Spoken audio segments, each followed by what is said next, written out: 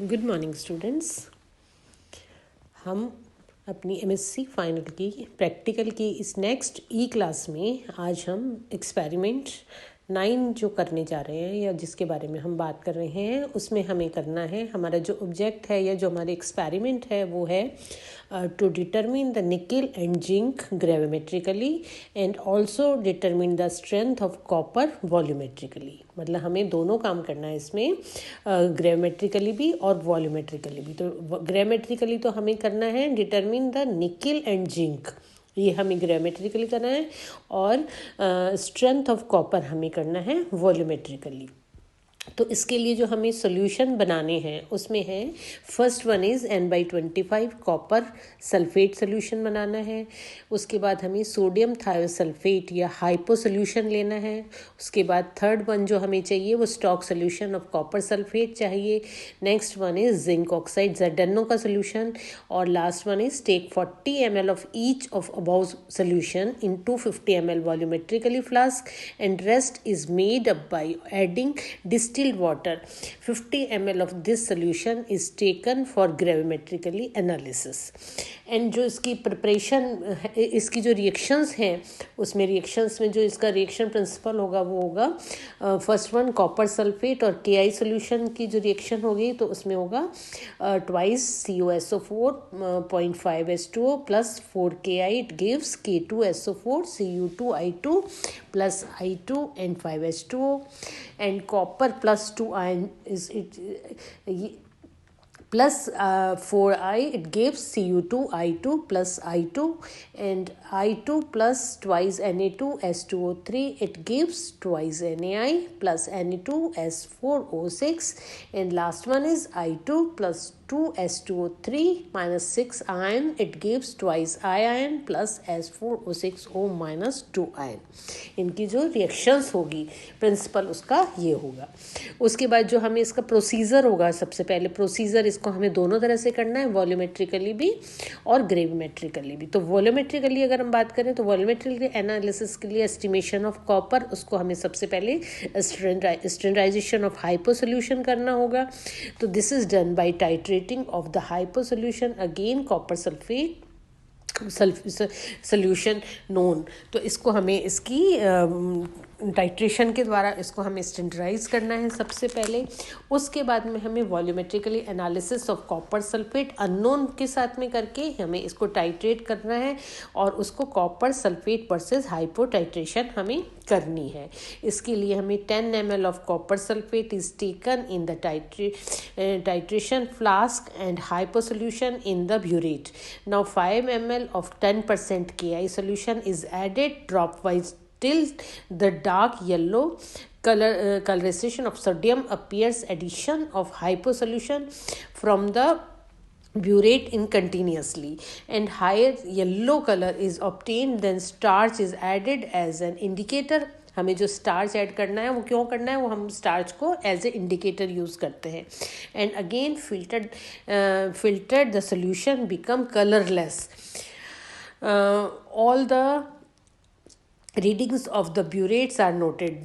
जहाँ पे हमें ये कलरलेस हमें पॉइंट आएगा वो हमें रीडिंग नोट करना है।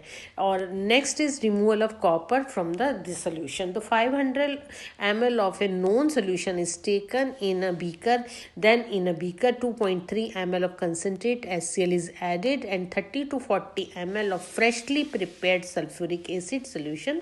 Dilute the solution up to 100 ml by adding distilled water and heat of boiling and then cool at the room temperature. Then add 10% ammonium thiocyanate solution and 30 ml cobalt solution slowly with concentrate, stirring after cooling the solution. Digital the precipitate heating beaker on a water bath for 30 minutes. Then test for PPT is done by adding 1 or 2 drops of ammonium thiocyanate or 2 drops of ammonium thiocyanate solution. Filter the solution and use the filtrate for estimation of nickel. तो ये तो हमने किया वॉल्यूमेट्रिकली के लिए. उसके बाद हमें ग्रेमेट्रिक एस्टिमेशन ऑफ निकिल जो है उसको हमें करना है किस प्रकार से कि transfer the filtrate in 500 ml beaker and add 20 ml of concentrate HCl and 30 ml of concentrate HNO3. Evaporate the solution to 100 ml, cool it and then dilute up 50 ml by adding distilled water. Add 2 to 3 ml of red indicator, then add about 30 ml DMG with constant stirring. लगातार हम इसको हिलाते हुए DMG को add करना है. After that go on adding NH3 solution drop wise drop. Fill the solution because alkaline digest the PPT on a water bath for 30 minutes. Cool it and filter it through a crucible, dry it and weigh it. हमें इसको crucible से जो हमें ग्रेमेट्रिकली filter करने के लिए crucible use करते हैं उससे हमें फ़िल्टर करना है और क्रूसिबल को ड्राई करने के बाद में हमें उसको डेसिकेटर में रखना है. डेसिकेटर में रखने के बाद जब वो ड्राई हो जाएगी और ड्राई करके डेसिकेटर से निकाल के हमें ओवन में ड्राई करना है और उसको फिर उसको वे करना है और उसको हमें देखना है कि उसमें हमें कितना प्रेसिपिटेट मिला है. Then grammatically estimation of zinc. Transfer the filtrate into a beaker and add 35 ml of HNO3 and 15 ml of HCl and dry in the solution almost to dry. Dissolve the residue of distilled water and dilute the solution up to 150 ml and add 1 ml of methyl red indicator. When the color at the solution turns red, then we add dilute NH3 solution very slowly until the solution becomes just yellow. तब तक हमें इसको धीरे धीरे से उसमें मिलाना है. To this solution add 1 gram of solid ammonium acetate and 5 gram of ammonium chloride. Then heat the solution to boiling. Add to it 30 ml of 10% diammonium hydrogen phosphate solution with constant stirring. Dust the PPT for 30 minutes. At the stage, color of the solution should be yellow. And next, filter the precipitate through a crucible. Wash it 1% of diammonium hydrogen phosphate. Then we wash it with 50% alcohol. Then it is dried and weighed. हमको इसको filter करके वापस से crucible से filter करके dry करके और हमें इसे वे करना है.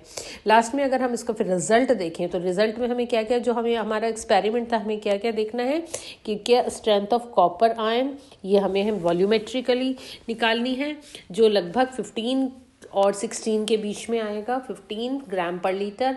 स्ट्रेंथ ऑफ निकल ये हमें ग्रामेट्रिकली जो कि लगभग 6.6 से और 6.1 और 2 ग्राम्स पर लीटर आएगा. देन कॉपर सल्फेट वॉल्यूमेट्रिकली ये 60 अराउंड 60 ग्राम पर लीटर आएगा. निकल सल्फेट ग्रामेट्रिकली ये 40 ग्राम पर लीटर आएगा. And last one is zinc Z N O gravimetrically ये 13.5 to 14 ग्राम पर लीटर के बीच में लगभग हमें इसके रिजल्ट्स प्राप्त होंगे. इस प्रकार से हम हमारा जो एक्सपेरिमेंट है to determine nickel and zinc gravimetrically and also determine the strength of copper volumetrically ये हम अपने कंप्लीट करेंगे.